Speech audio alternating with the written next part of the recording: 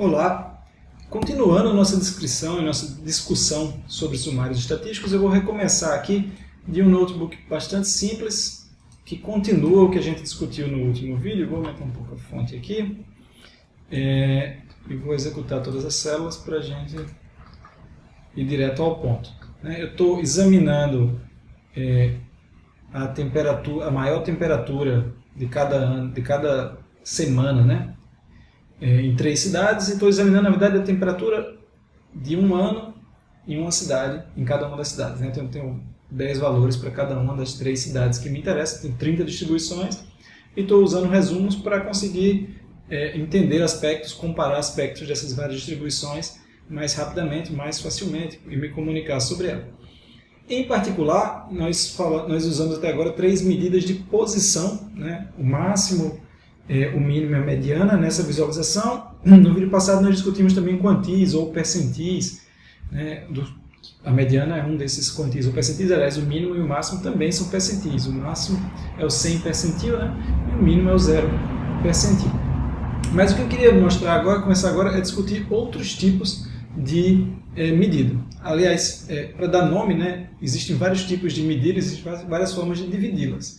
Eu vou chamar aqui as medidas de posição, qualquer referência aonde a distribuição está, se ela está mais para cima, mais para baixo, se o topo dela, o valor mais alto está mais para cima, mais para baixo, alguma coisa desse tipo. Então essa é posição. E tem uma posição particular que frequentemente é útil, que é a medida de centralidade, a medida de centro. O ponto vermelho aqui é uma medida de centro, centro no sentido de que se eu crio uma lista, uma fila ordenada de todos os valores da distribuição, ele está no meio dessa lista, dessa fila. Esse meio é uma das formas de se definir centro. Existem outras formas. Você deve estar sentindo falta que eu fale da média, eu vou chegar lá já, mas essa é uma medida de centro. Existem outras medidas de meio, de centro ou de meio também. Antes de chegar nelas, porém, eu queria comentar uma medida que é mais aparente aqui, que é, assim, está muito claro que João Pessoa tem distribuições que variam numa faixa de valores menor do que as distribuições de Campina Grande e de Patos. A distância entre o mínimo e o máximo em Patos e em Campina Grande é maior. Essa medida, essa medida de faixa de valores, do mínimo ao máximo, ela é útil, bastante útil. Ela tem o nome de amplitude, ou faixa de valores. Em inglês a gente chama ela de range, ou faixa, em português seria faixa de valores, ou amplitude da distribuição. Amplitude seria o termo mais técnico. Acho que talvez seja até melhor dizer que faixa de valores pode ser o início e o fim, pode ser um intervalo. A amplitude é o tamanho dessa faixa de valores. E aí, se você quiser calcular, vai ser de novo uma sumarização, então vou pegar aqui o clima, vou sumarizar as cidades, vou agrupar,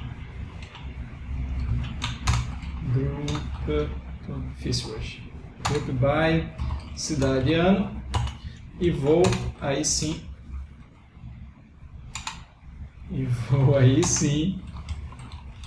sumarizar aqui a amplitude. A amplitude eu vou calcular como sendo, eu não conheço a função particularmente útil no R para amplitude, mas ela é simples de calcular. Vou calcular o maior valor da variável que me interessa menos o menor valor da variável que me interessa. Isso é o tamanho da distância entre os dois pontos. Lembra sempre de, no final, colocar deixar os grupos para lá. E está aqui a minha valor. Eu tenho um problema porque acho que falta algum dado em Campina Grande.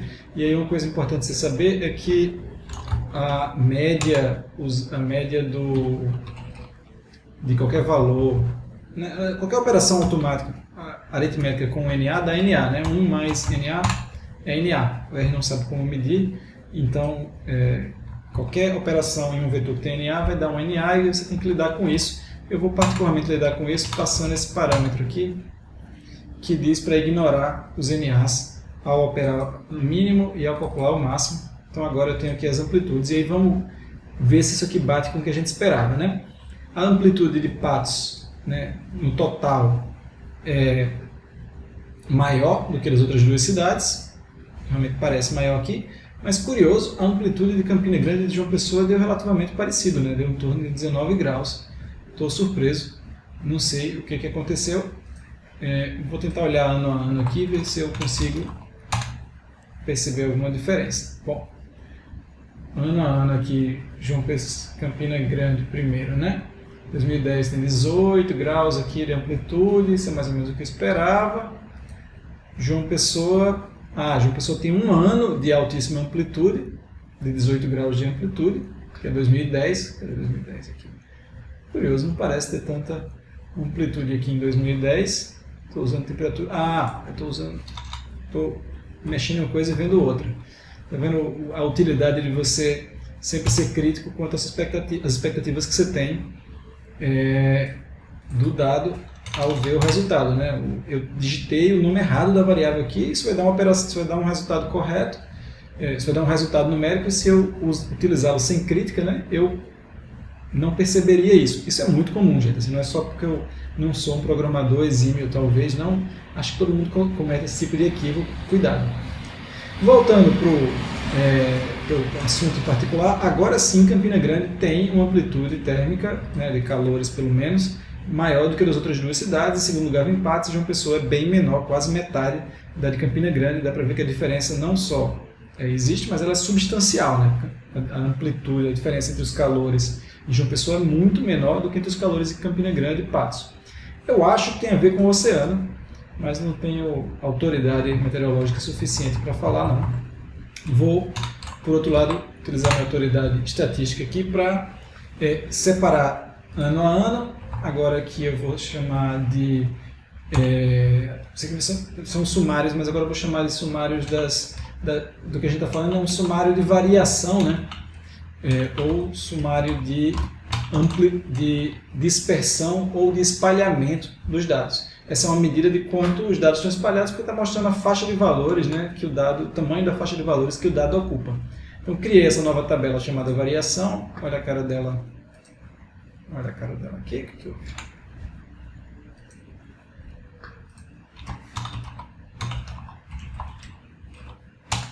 A cara dela aqui. Eu tenho cada cidade ano e uma amplitude térmica. E eu posso fazer o que a gente sempre faz quando a gente quer examinar um dado. Eu posso visualizar esse dado aqui.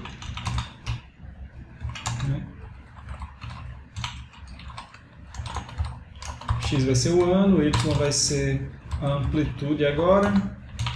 E eu sugiro que você sempre comece com um gráfico de pontos. Você pode mudar depois. Bom, uma coisa deu errado aqui. Eu esqueci de ter. Agora sim, faltou ver, faltou colocar o que eu tenho colocado nos outros gráficos também. A divisão por cidade.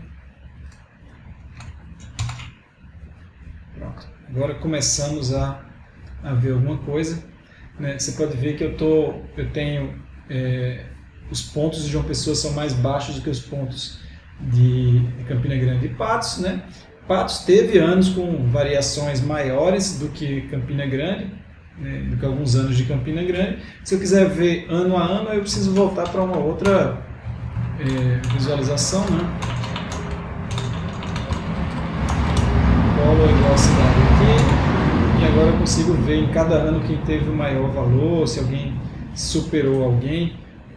Posso até colocar uma nova camada aqui, que a gente não fez ainda, mas que é certamente intuitiva, que é uma linha ligando os pontos. Aqui isso faz sentido, né? Ao longo do tempo, como foi a variação. Você vê que em Campina Grande essa variação, essa amplitude, né?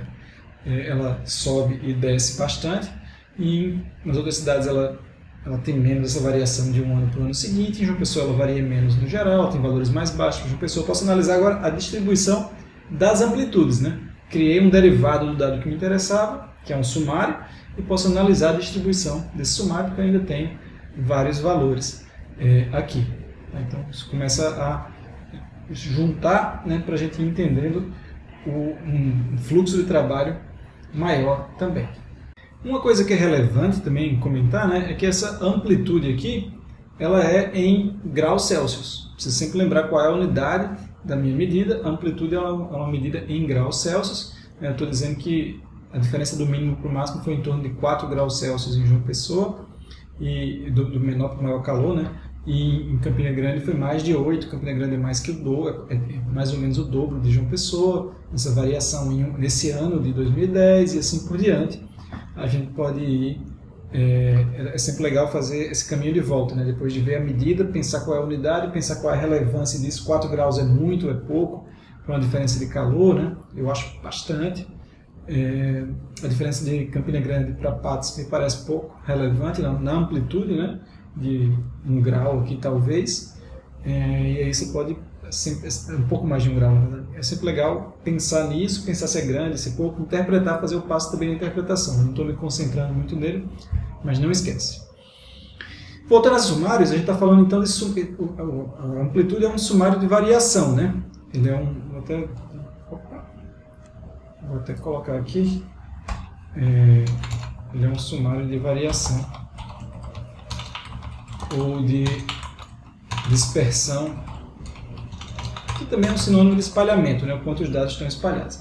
E a gente já sabe também que o mínimo e o máximo eles são bastante dependentes de um valor da distribuição, então eles são um pouco robustos. É frequente que a gente use alguma outra medida de dispersão, sei lá, a distância entre o 10 percentil e o 90 percentil, entre o 20 percentil e o 80 percentil, algum outro percentil que seja mais robusto, que seja menos dependente que seja menos afetado por um valor extremo que pode existir na distribuição.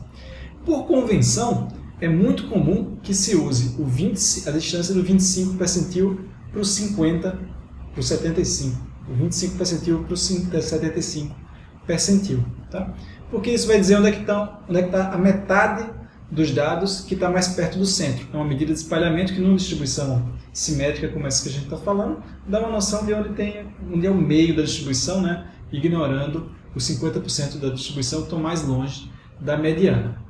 Essa sim, ela tem uma função para a gente usar, e ela é, aliás, a distância do 25 percentil, né? Do primeiro quarto para o terceiro quarto. 75 percentil quer dizer um valor abaixo do qual eu tenho 3 quartos dos dados. Então a distância do 25 para o 75 percentil é a distância do primeiro quarto para o terceiro quarto, a gente chama ela de distância interquartil. Tá? Interquartis, eu acho.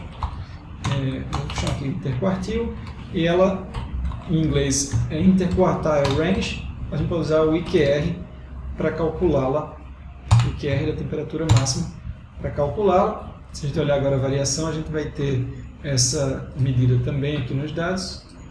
Não estou conseguindo aplicar. Está aqui o interquartil, né? Ele vai ser menor do que a amplitude, porque ele não mede a distância do menor para o maior valor. Ele mede a distância do 25 percentil, né, para o 75 percentil. Distância de um ponto que tem 1/4 dos dados abaixo dele para um ponto que tem 3/4 dos dados abaixo dele, ou 1/4 acima dele, como você preferir entender. Tá? Se a gente plotar esse IQR, ele tem que dar um valor mais baixo do que, normalmente ele vai dar um valor mais baixo do que a amplitude.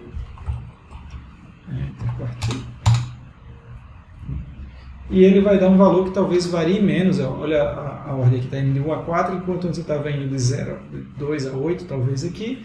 Tinha essa subida e descida em Campina Grande, que não acontece mais tanto, né? Eu tenho um ano aqui onde a distância interquartil foi maior, e outros anos onde ela foi menor, no geral semelhante. Eu não tenho tanta variação, porque eu não estou sendo tão afetado pelos pontos extremos da distribuição. João Pessoa ainda é bastante constante, tá? Ela muda, mas muda de 1 grau para 2 graus nessa distância interquartil.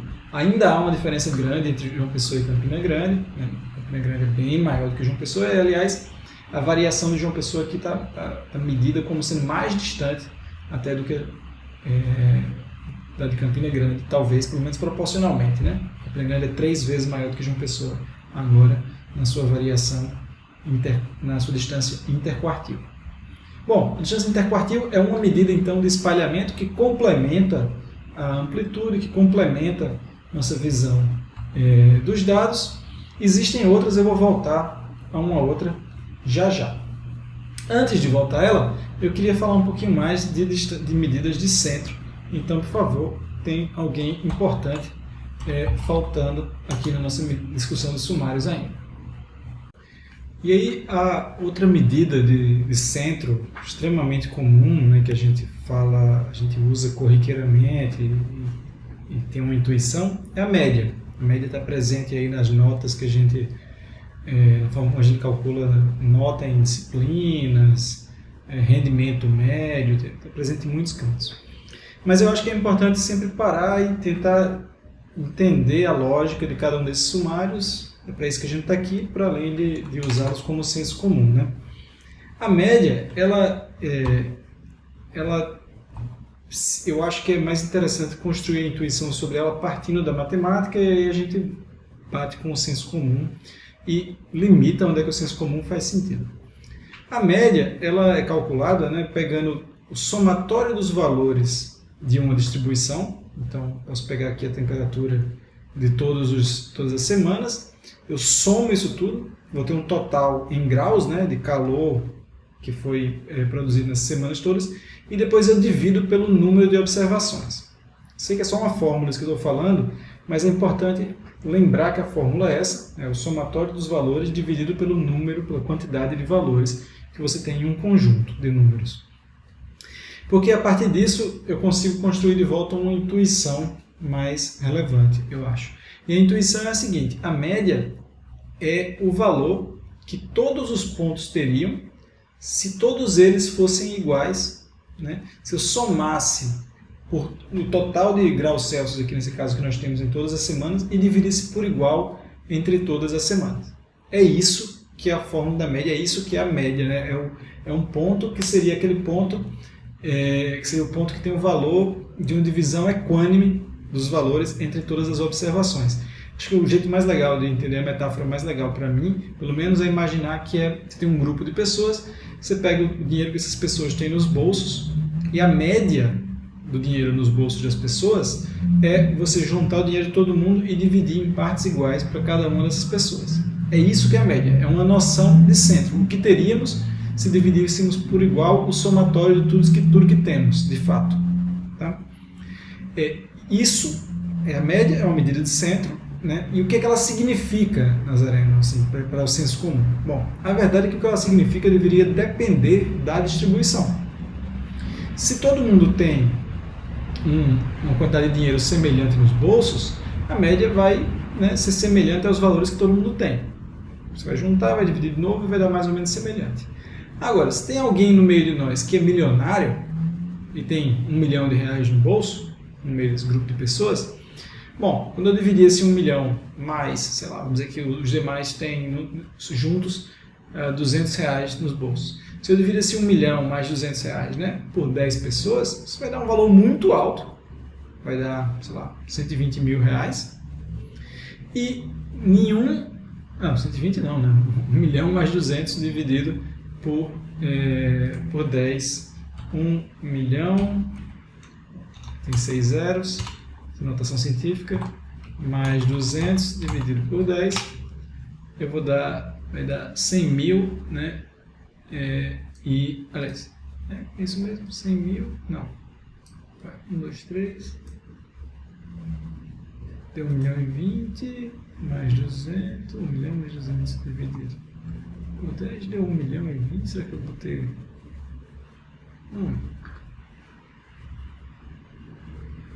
Tá faltando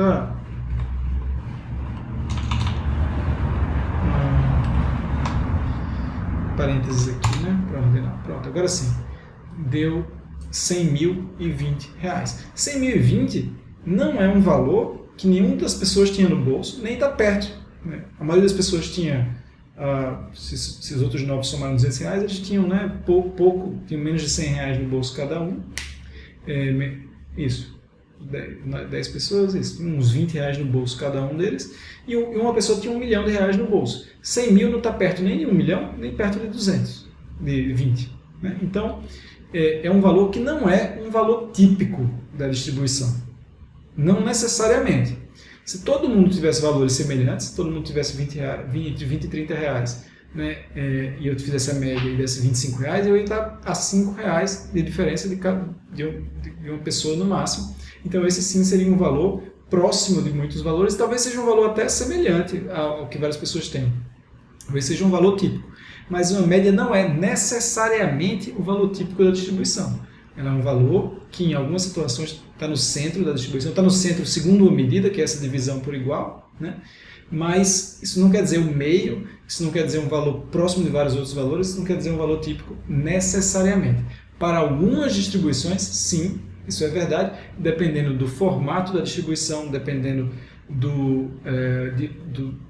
da simetria da distribuição, dependendo da dispersão dessa distribuição, dependendo de várias outras características, a média pode ser sim um valor típico, mas ela não é por padrão. É importante desconstruir isso e parar com essa noção, esse senso comum, né? Conversa talvez pouco refletida, mas não é sempre verdade.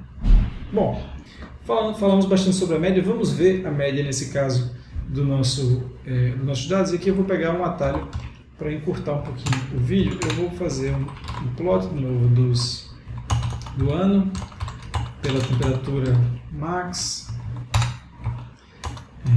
Vou separar por cidade.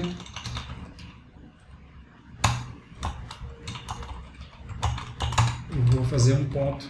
A gente já fez isso várias vezes aqui. Vou colocar alguns parâmetros aqui para o ponto. Opa! É um ponto, não é um...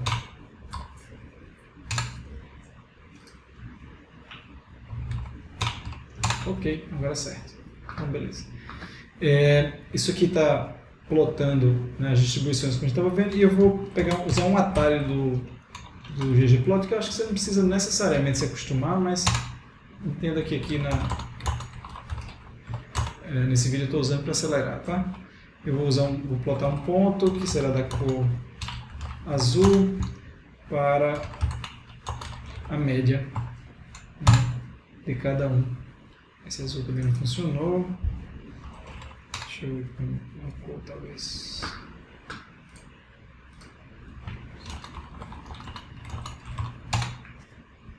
Ok, agora acho que começou a ficar mais legível. Vejam que não é um processo sempre de melhoria e iteração, né? Bom, isso aqui é a média dos meus pontos agora. A média tende a estar no meio? Sim, né? Porque essa distribuição ela é simétrica, ela tem iguais valores iguais quantidades semelhantes de valores altos e de valores baixos, então a média tende a ficar no meio. Quando eu divido quantidades de graus centígrados por todos os pontos por igual, dá esse valor aqui. Se todas as semanas fossem iguais e o somatório de graus fosse mantido, né, todas as semanas de 2016 teriam em torno de 31 graus Celsius de calor, né, de pico de temperatura em João Pessoa. Essa é uma forma de entender a média. A média está perto dos pontos? Bom, depende do restante da distribuição. Ela é só um valor, ela não tem como dizer o que acontece com a distribuição toda.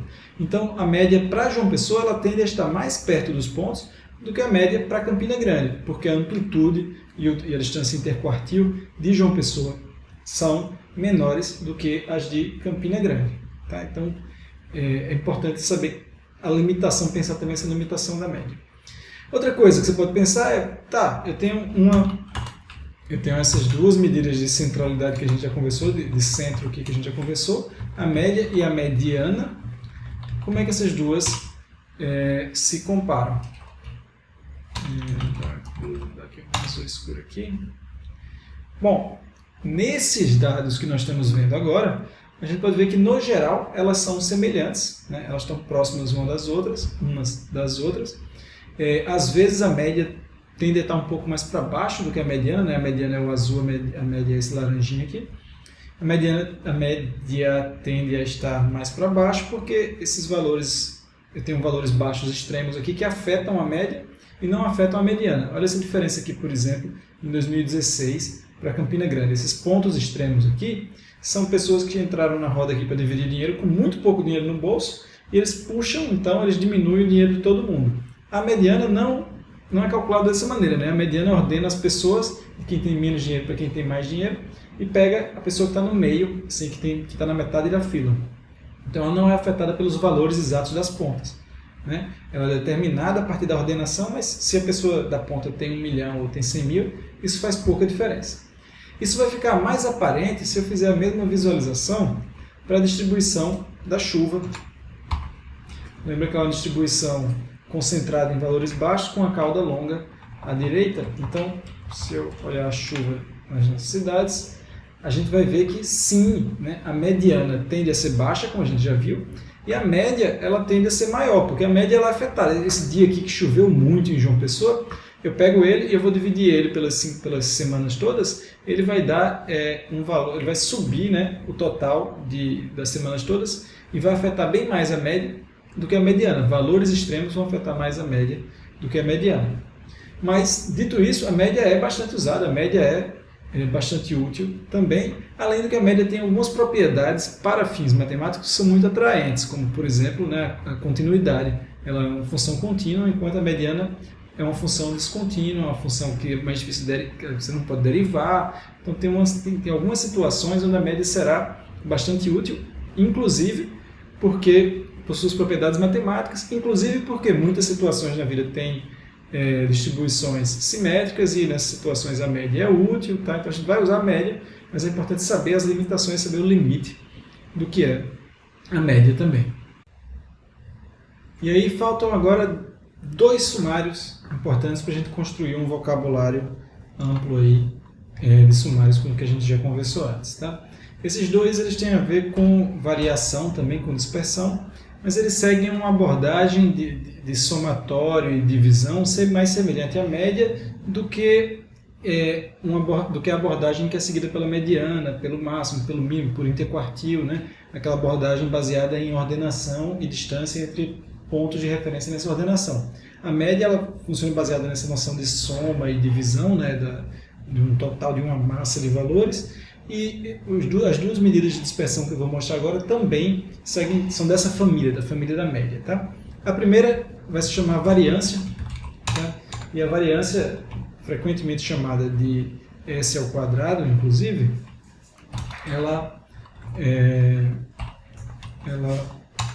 o nome dela é S ao quadrado. Tá? Em estatística, várias vezes as coisas têm nomes já com o quadrado no nome. Mas a variância ela é calculada da seguinte forma: se eu quiser calcular a variância da chuva, clima 10, group by cidade, isso, eu vou comparar só a variância das cidades, tá? E eu espero que a variação, vamos lá, a variação para a temperatura em Campina Grande seja maior do que em Patos, que seja maior do que em João Pessoa. Essa é a nossa expectativa. Eu vou sumarizar então, né? Vou criar um sumário estatístico, onde eu vou chamar de variância, e eu vou mostrar a fórmula aqui. Já existe função para calcular isso, é claro, mas eu acho um jeito, assim como para a média, é útil explicar a intuição matemática aqui. A variância ela vai fazer o seguinte: eu vou subtrair a temperatura que eu tenho, a temperatura da cidade, né? Da semana, aliás, da média da temperatura. Tá? Então, eu estou calculando a média uma vez, e aí eu subtraio cada temperatura dessa média, né? Se eu tenho aqui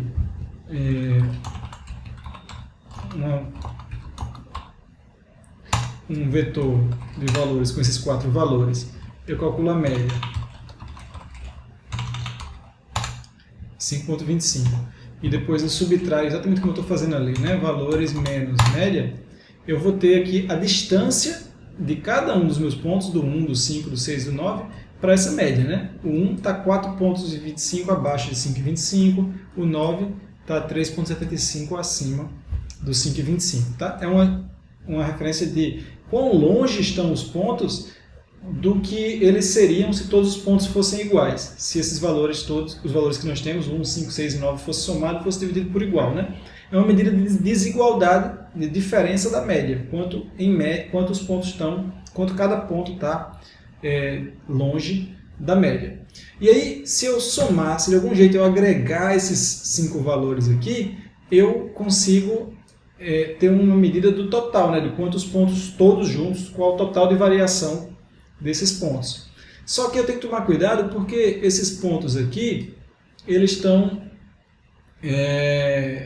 cada um desses pontos aqui, eles podem ser positivos ou negativos. E aí, tanto a distância de 4,25 para baixo é importante, quanto a distância de 3,75 para cima é importante, eu não quero que elas se anulem. Se eu fizer um somatório disso aqui sem tomar conta desse sinal, elas vão se anular. E aí você deve estar se perguntando, então é só fazer um módulo, né? Bom, em estatística, várias vezes, em lugar do módulo, a gente usa um quadrado, a gente eleva as coisas ao quadrado, com a seguinte lógica, de que o quadrado ele é contínuo e o módulo ele é descontínuo, então se eu criar métricas baseadas no quadrado, com frequência elas vão facilitar depois a derivação de outras fórmulas matemáticas sobre elas, comparado com se eu sair usando o valor absoluto em todo canto. Tá? Então, por isso, você vai ver que várias medidas que nós vamos usar ao longo do curso, eles são baseados nessa noção de deixar tudo positivo através do quadrado. Isso também dá um peso maior para quem está mais longe, né? Repara como a distância daqui para a média agora ficou muito maior, enquanto essa aqui ficou bem menor, né? Então, o quadrado ele vai ter esse efeito de aumentar também as extremidades. Mas agora sim eu posso somar, né, esses valores todos aqui e chegar numa variância total desses 5 valores.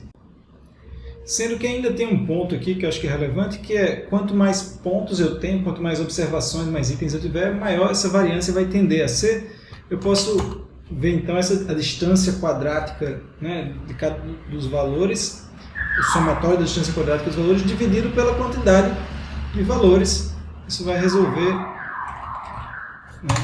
né, eu vou criar uma medida, uma espécie de distância média ao quadrado aqui dos pontos. Essa é a variância, tá? A variância, ela é essa distância média. Eu vou até implementar aqui exatamente do mesmo jeito. Existe uma função para dizer o número de pontos que se chama n. Deixa eu ver se eu estou fazendo certo aqui. Não, estou em parênteses. Agora sim. Essa aqui é a distância ao quadrado do quantos pontos estão da média, né? Tipicamente. Quantos pontos estão da média, aí eu pego essa distância total e divido pelo número de pontos. Ou seja, a distância média dos pontos da média ao quadrado. E é por isso, aliás, como é tudo ao quadrado, é por isso que a variância se chama S ao quadrado, e a gente tem comumente uma outra medida de dispersão que nós usamos, chamada desvio padrão, que nada mais é do que a raiz quadrada da variância. O desvio padrão em inglês é Standard Deviation, STD, ela vai ser a variância, né, ao quadrado, ou a raiz quadrada da variância. E aí, ela sim, ela está medida em graus Celsius, de novo, né? Para esse caso aqui da temperatura, ou estaria em mililitros para o caso do desvio padrão. E ela é uma espécie, uma aproximação da distância média que os pontos estão da média. Da distância que os pontos estariam da média, se todos eles estivessem na mesma distância, se eu pegasse a distância total dos pontos e dividisse igualmente entre eles. Não é exatamente isso, porque tem esse processo do quadrado e da raiz quadrada, né? Isso não é a mesma coisa que dividir a distância entre os pontos por igual, mas aproxima disso com a vantagem de ser essa função contínua que vai facilitou depois de diversos desenvolvimentos matemáticos construídos sobre isso, sobre o total da variância, sobre a modelagem do desvio padrão. A gente vai ver isso mais na frente, mas eu acho que convém entender isso, convém entender também. Eu acho mais legal entender essa versão computacional, né, ver como é que se calcula isso para entender o que a gente está calculando e entender por que o quadrado, né, uma justificativa pelo menos para o quadrado estar aqui ao invés do módulo do valor absoluto, que talvez seria minha opção de implementação se eu estivesse criando isso aqui agora. Bom, olha lá, medidas de dispersão para Campina Grande, os pontos são mais dispersos. Tanto tem que concordar as duas, porque é uma raiz quadrada da outra, né? O desvio padrão é 2 graus Celsius para Campina Grande, João Pessoa 1, Patos 1,63. Tá? Então, em Patos, há mais dispersão dos pontos do que em João Pessoa e do que em Campina Grande por essa medida de desvio padrão. A gente poderia comparar essa medida de desvio padrão com a distância interquartil, com a amplitude, para ir ganhando entendimento, né, onde elas concordam e onde elas discordam, vai nos ensinar algo sobre a distribuição. Na hora de descrever uma distribuição, de fazer comparações, eu conhecendo as limitações, os potenciais, o significado dessas diferentes medidas, desses diferentes sumários, eu posso escolher os que melhor se adequam à descrição que eu quero fazer, né? E posso, aliás, lançar mão de vários deles quando isso for necessário, quando isso trouxer informação útil. Posso, às vezes, preterir de um deles, preferir não usar algum deles porque não está somando na descrição que eu preciso fazer. Mas é legal conhecer o repertório, ter o repertório das ferramentas para usá-las, para ir testando quando elas parecem, quando elas diferem, pensando sobre esse significado e criando esse hábito de usar as referências, os sumários, como referências de pensamento e de comunicação. Então, até agora, nós falamos de máximo, mínimo, quantis ou percentis, né, com destaque para a mediana, com destaque para o primeiro quartil e terceiro quartil, isso tudo como referências de ponto, de posição das distribuições, em particular a mediana também é uma referência de centro da distribuição, assim como a média, que é uma referência de centro. As duas usam definições de centro diferentes e, portanto, nos trazem informações diferentes sobre a distribuição. Para medidas de dispersão, nós falamos sobre distância interquartil e amplitude, de um lado, e falamos de desvio padrão e variância de outro, né? Um mais parecido com a lógica da mediana e dos percentis, dois, aliás, que seriam a distância interquartil e a amplitude, e dois mais semelhantes à lógica da média, que seriam a desvio padrão e a variância. O importante agora é você pensar um pouco sobre essas situações, procurar situações onde esses vários sumários são usados para descrever dados e aí começar a refletir sobre o que isso quer dizer agora, se você consegue ler isso de maneira diferente, e começar, claro, a usar esses conceitos para complementar suas descrições de distribuição, tendo detalhe e resumo, né? E melhorar sua comunicação, sua capacidade de pensar e se comunicar sobre distribuições de valores. Espero que isso seja útil, lhe instigue a mexer com isso, a experimentar com isso, com a mão na massa, com o RStudio, e nós nos vemos em um vídeo em breve. Até lá!